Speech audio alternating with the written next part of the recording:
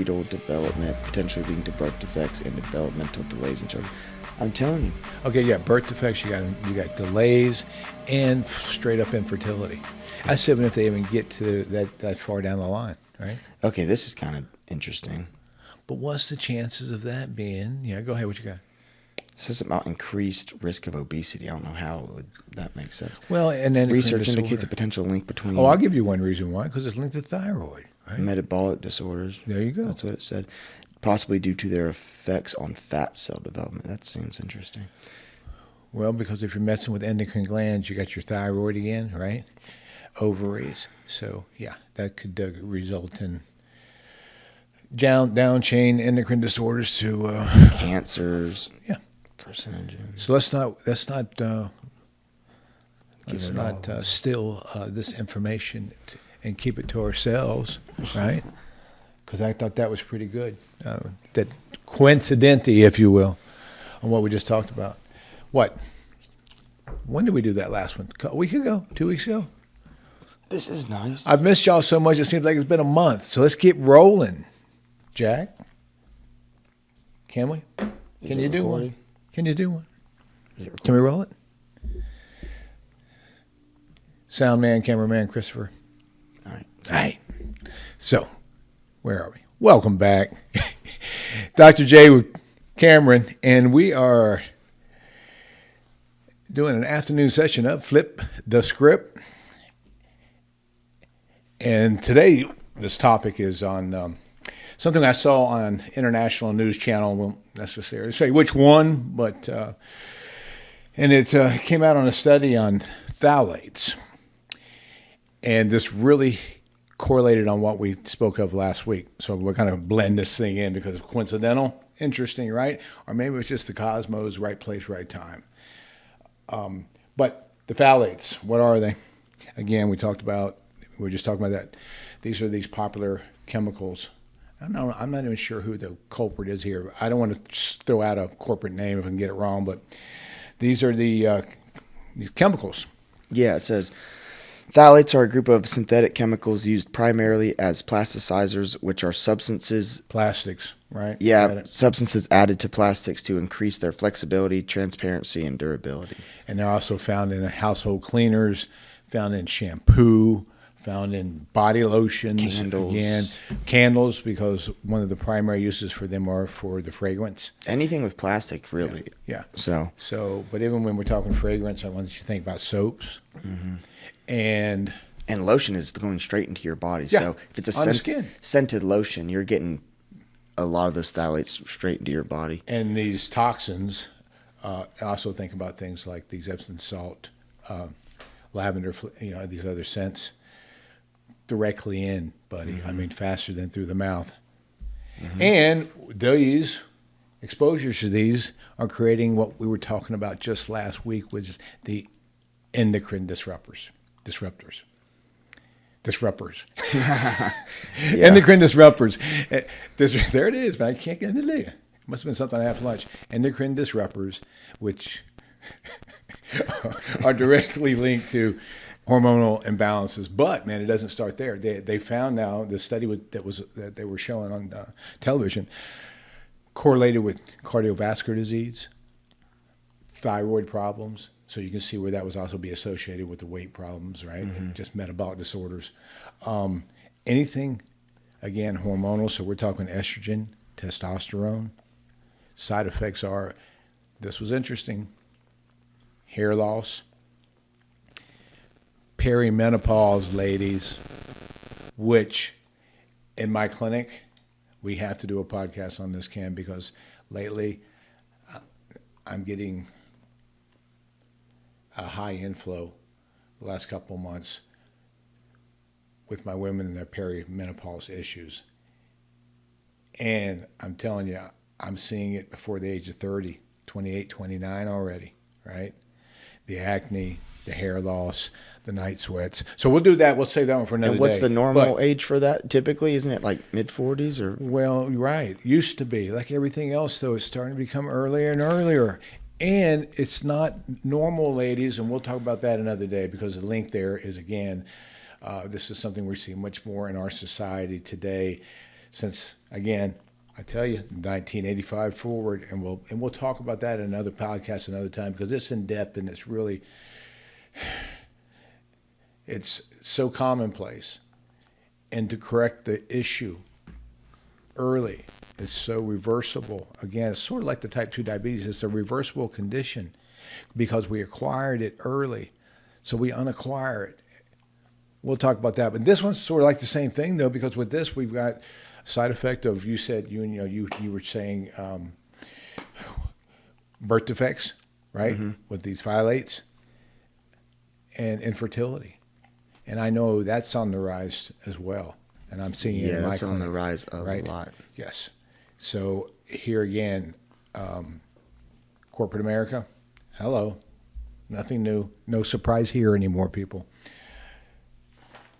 However, again, like I said, this was right with that. I mean, this was kind of wild because this alert that came through was right on the back end of our chlorophyll podcast. Talking about and detox. We talked about, yes, how chlorophyll is a powerful, inexpensive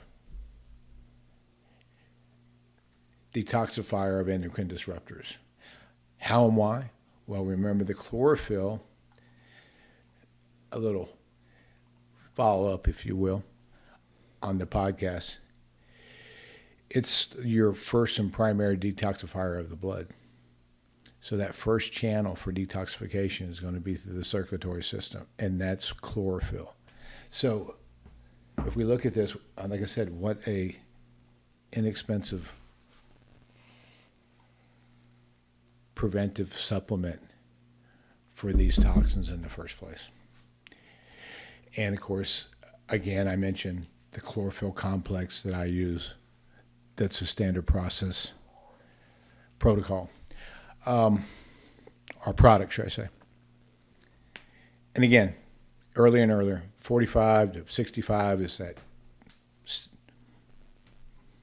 range that seems to be hit the most. And I think that's just because the toxins have been coming out here and they've been prevalent now since the 70s and 80s. And it's just, but I think we're going to find it earlier and earlier. Some of these things affect, the hair loss.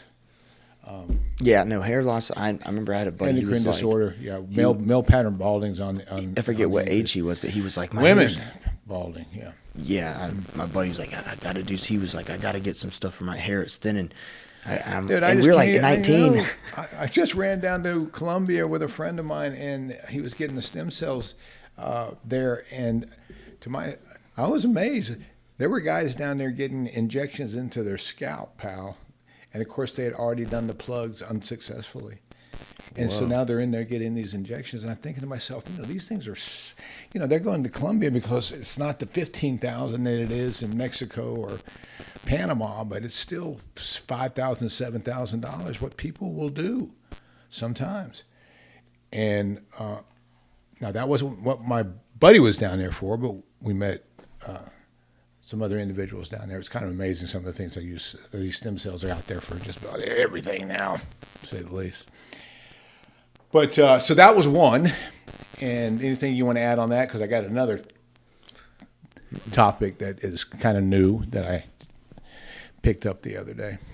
No, I was just thinking about how weird it is that everything's backing up so much younger. Like, I was specifically thinking about cancer. I know it's kind of off topic, but at my jiu-jitsu gym, there was a young kid that was 14 that got cancer. And I was like, what? Like, how does the body even have time to have that happen in the body? Sometimes it's so predisposed now that it can even. It's like what, like almost a genetic thing, almost, or something like. Again, when we talk about the genetic predisposition, if the protein itself is not expressed, and that's what we like to use certain things to prevent the expression, because usually the expression of those genes are the environment.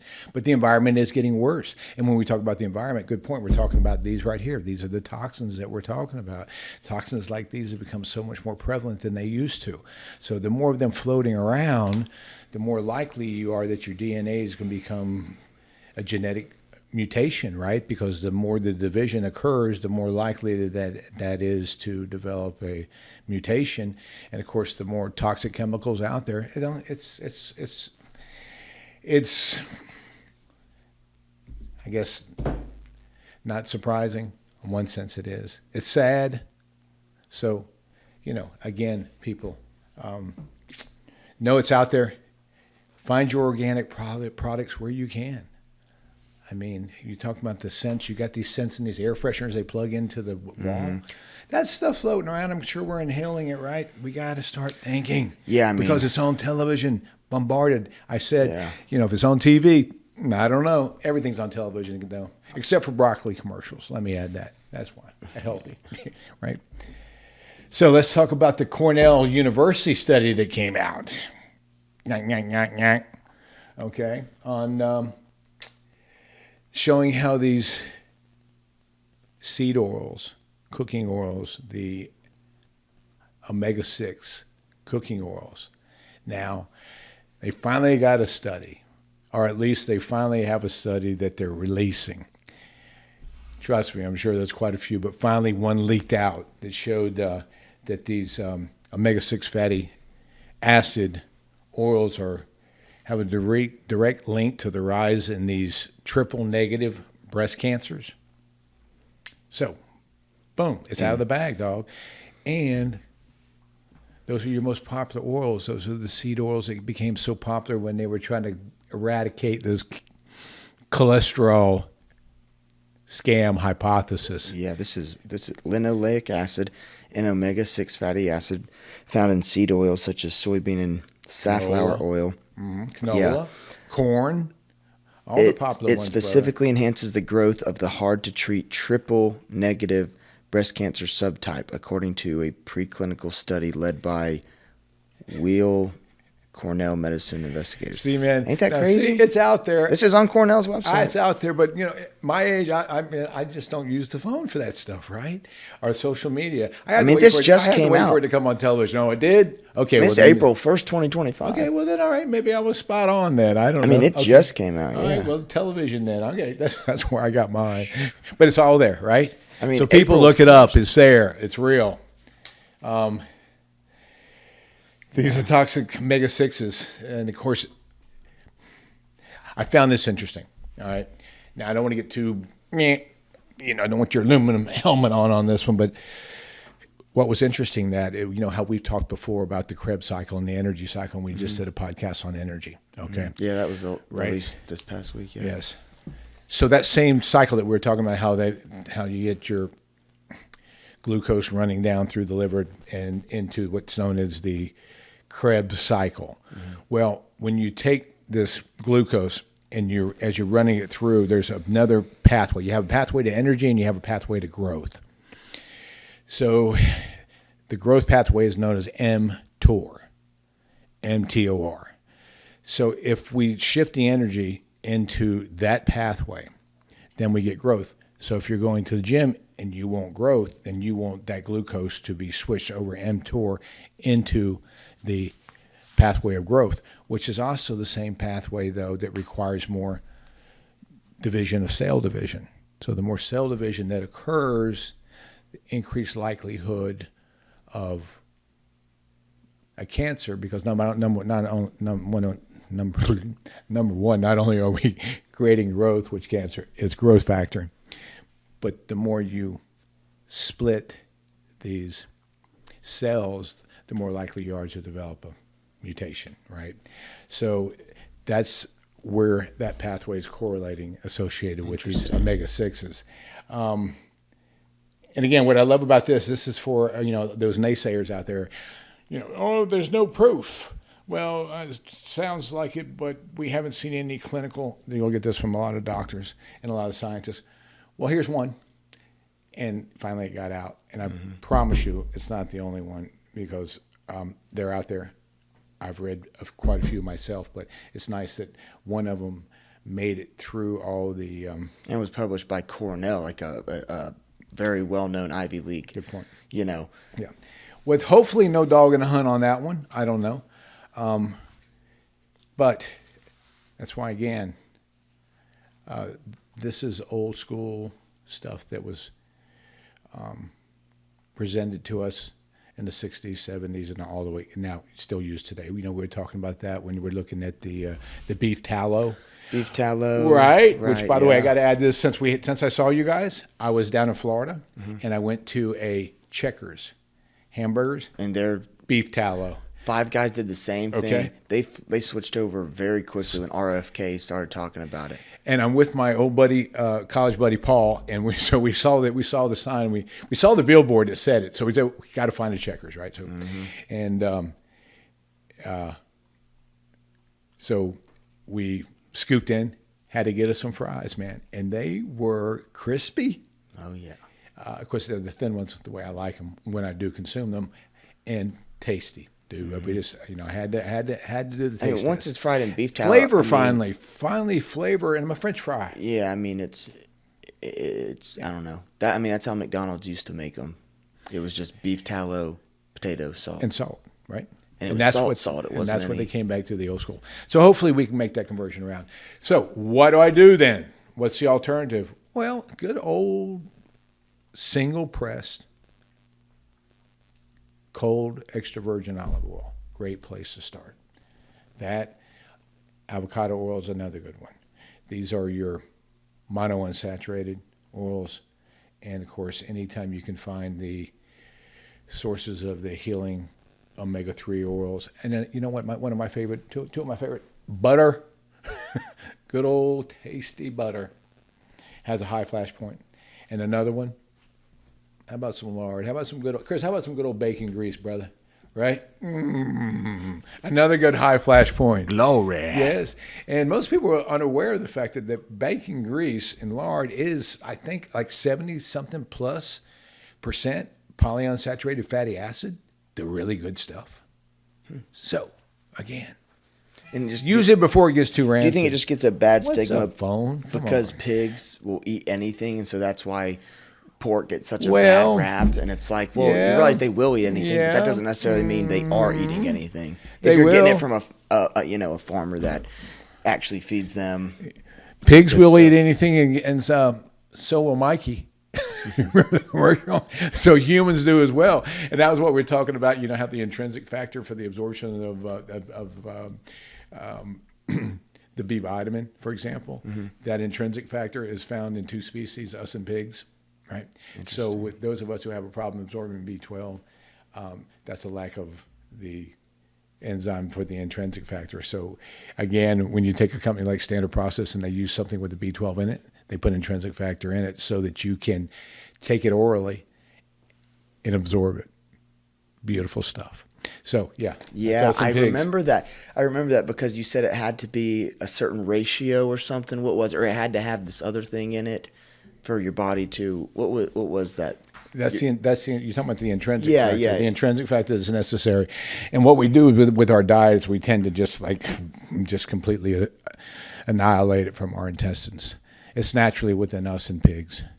So if we don't get that, and you find somebody, what they'll do is they'll take that and they'll take that out of the pig intestine and put it into the product. Which, for people who don't like eat pig intestines, well, what are you doing when you eat sausage, right? Real sausage, bingo. So, and the good sausage anyway, the real stuff. So this takes us full loop right back to another podcast, which I don't think is out yet, but it will be by the time this one comes out. When you look at this and these toxins that are coming in daily, why would you not add in one of these 10 or 21 day detox and cleanse protocols? Yeah. Right, that we talked about. Why? I mean, again, why wouldn't you? Once or twice a year. Or hell, even better than that, why not a daily detox of something like intermittent the Liboplex that we use, right? A couple capsules every day. Mom was using that for a while. I use it every day for the last 10, 15 years, right? And Cruciferous Complete. But all of that is included in that 21-day detox, right? Or is it, which one had you been using a lot of? Was it the 10-day? You and I both went over to the 10-day. I love the 21-day, all right? For a lot of my patients, 21-day detox will get rid of half of their metabolic-related symptoms, right? So if they have an overload, I like to start with that. But what they've done is they've taken the 10-day, which with the 10-day, that's when you're thinking of where they put the the supplement product directly into the powder. I mean, couldn't you So it's just like do the such a 10 nugget. day for 21 days? Well, Is it just more it's expensive, basically- or? No, it's very inexpensive actually. Awesome. So could you do the 10-day twice? Yeah, well, yes. But the 21 is a little bit more in depth as far as what you're going to temporarily take out of the diet.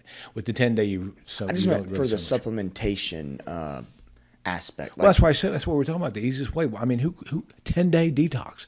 It's less than $100. Yeah. And it's simple. And basically, it's protein drinks. 1 Right. to 2 for I think 6 days of the 10, and then 1 the other 2. I mean, how simple. And then we have the cruciferous vegetables, the things that we were talking about, and cruciferous complete that comes in a tablet form, right? 1 tablet. And isn't that in the 10 day, or what was in the 10 day? Well, Was the it products that liver are in the 10-day is the cruciferous vegetables, your kale, your Brussels sprouts, these the breakdown of into a powder form, and a natural, might I add, very natural, inexpensive way to detox not only the liver but also the kidneys as well. So it's a no-brainer. Pop a couple of tablets. That's why when some people say, "Doc, you take all that?" Yes, I do, because I know. And at 65 now, no meds for me, thank you very much. No dieting for me, thank you very much. So people, it's doable. It's just, we'll try to present you some entertaining information, if you will. I want to add one more thing, though, too. And don't forget, hey, you were supposed to remind them to opine. Put the thumb up thing, right? Yeah. All right, your job. I think I just did it for you. So, but I want to add this, because we talk a lot about some products. And when I mention something like the Livoplex or the chlorophyll or the cruciferous Or the 10-day fast. or the 10-day fast, people, if you have any issues finding a doctor or a pharmacist that's in your area that carries either standard process or MediHerb, don't hesitate. Reach out. Contact me via my email. Info at drjoeyjones.com, and I will gladly give you access through my direct ordering portal, which can be delivered directly to your front door. So we will get it to you if you have any difficulty finding it. I am not personally invested in these 2 companies in any way. I just, in my 35 plus years of clinical experience, I found that Standard Process and MediHerb, their products are, in my opinion, a superior line, and they have never let me down in the successful outcome of my clinical cases that I use them on. So, again, there are other good products out there. If you're interested in these and you can't find them, hook me up, shout me out, and we'll get you hooked up, okay? Because it's time for a change, time to clean up the act. Great place to start. And you always hear us talking about the importance of organic. So, what else you want to add, brother? I think that covers everything. Like and subscribe and share it with your friends. Comment, ask some questions. Anything you want to hear on, A little ditty there. We'll go a little bit more in detail about some of the things we were talking about today. I want to do an upcoming one on these this perimenopause. So we might even bring a girl and throw her in the middle of all this and see what we can bring to the public about something that I've been seeing a lot of lately in my practice, and it's all linked again to the same stuff. So, with that, let's say this: do your best to stay consciously aware of your awareness of your consciousness. And as always, have yourself a great day. So You ain't missing one. we're signing out, Cam. Peace.